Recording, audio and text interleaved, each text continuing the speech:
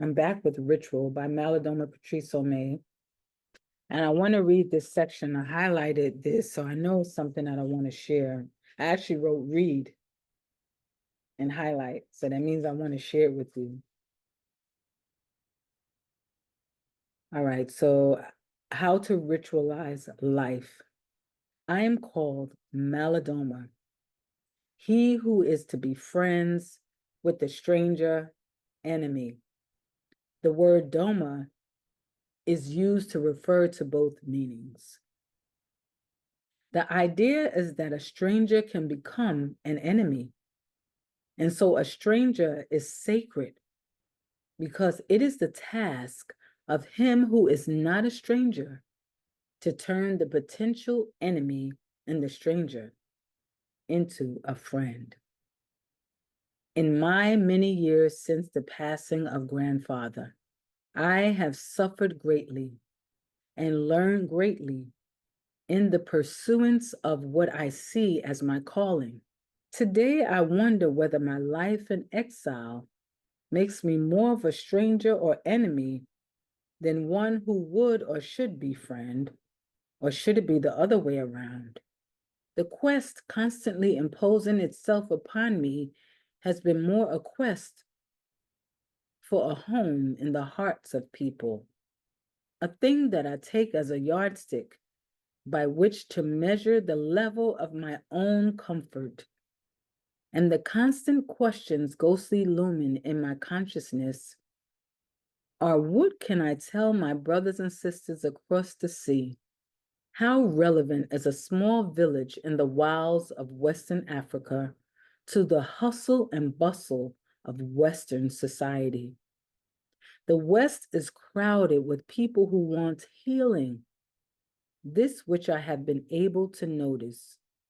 There are people who know that somewhere deep within is a living being in serious longing for a peaceful and serene life. These are people who are so dissatisfied with the existing system that they will embrace anything that promises to rescue them from a sense of entrapment. Without real ritual, there is only illness. Such illness cannot be healed with pills or drugs or alcohol or shopping at the mall or being tranced out many hours a day in front of the TV screen. I started out in this book with a concern. Where does this trouble in modern people come from? Being modern or Western does not mean being devoid of trouble. I have come to suspect that in the absence of ritual, the soul runs out of its real nourishment, and all kinds of social problems then ensue. I do not want to pretend that I can provide a model for fixing the ills of Western culture. My intentions are much more modest. They are the results of my observations and experiences as a person caught in this culture and alienated by it. From the echoes of my ancestors, I feel I can give some clue as to how to improve that which is in constant decay in this culture. The truth is, I'm also trying to make myself feel good by doing that which my own elders commissioned me to do.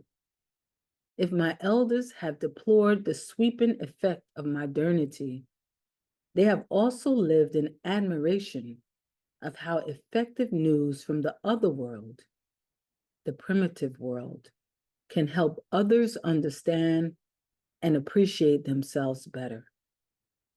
So it goes down here. To ritualize life, we need to learn how to invoke the spirits or things spiritual into our ceremonies.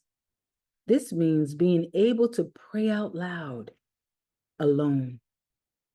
invocation suggests that we accept the fact that we ourselves don't know how to make things happen the way they should. And thus we seek strength from the spirits or spirit by recognizing and embracing our weakness. This way, before getting started with any aspect of our lives, travel, a project, a meeting, we first bring the task at hand to the attention of the gods or God, our allies in the other world. We openly admit to them what we are facing and how overwhelming it is. By ritually putting what we do in the hands of the gods, we make it possible for things to be done better because more than we are involved in its getting done. Also, willingness to surrender the credit of our accomplishments to spirit puts us in greater alignment with the universe. From an Aboriginal point of view, no one can accomplish anything who is not in alignment with the gods or with a God. Anything created without the blessings of the gods or God comes loaded with ills. It does not take much time to send a little invocation at the start and at the end of the day.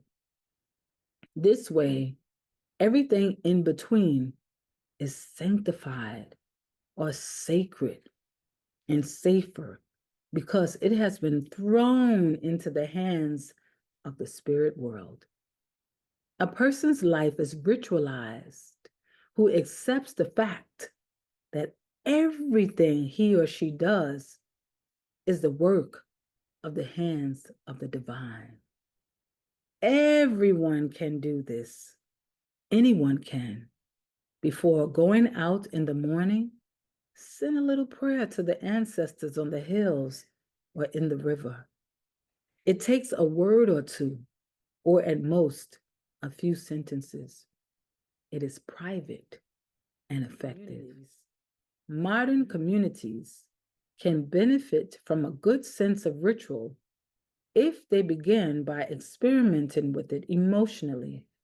I don't think it is possible to be fully into ritual while one is carrying a load of undelivered emotions.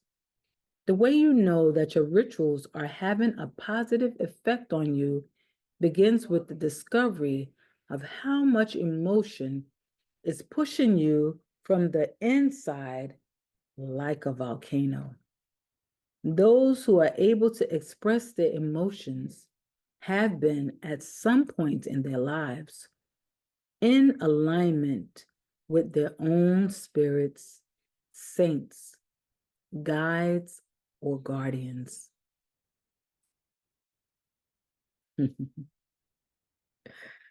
Oh, God. That's all I'm going to share. I just wanted you to get an idea as to why, this is what Malidoma Patrice Some's intentions was.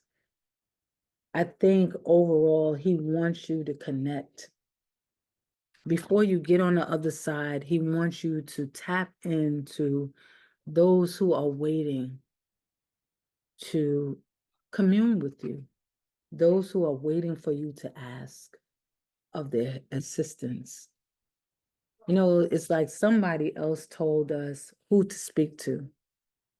And it was somebody that we never saw before, and we never saw the real evidence of that. But we believed that somebody else, the gods of our oppressors, we believed that they were the ones that were helping us, and we didn't have a problem with calling out their name. But why not call out the name of your ancestors, those who you know for sure? Those who you know are there waiting for you. Why not try it? Maybe you'll see a different outcome than you've ever seen before, that you've been waiting.